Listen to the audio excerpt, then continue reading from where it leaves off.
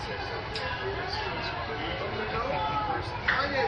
I'm just curious because I noticed that I started with a one, so that's right.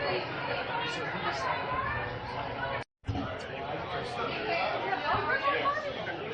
Yeah.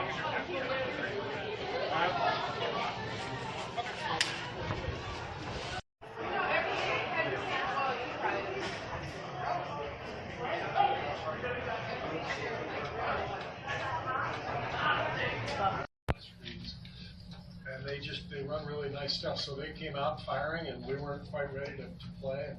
And I thought what changed the game was Andre. You played as usual both guard spots tonight. You played some point into two. Do you have a preference in terms of in which one are you more comfortable with than the other? The guys that's on my team.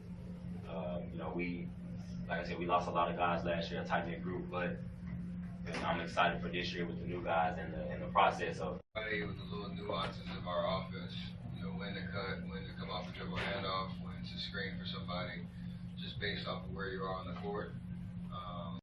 See you guys.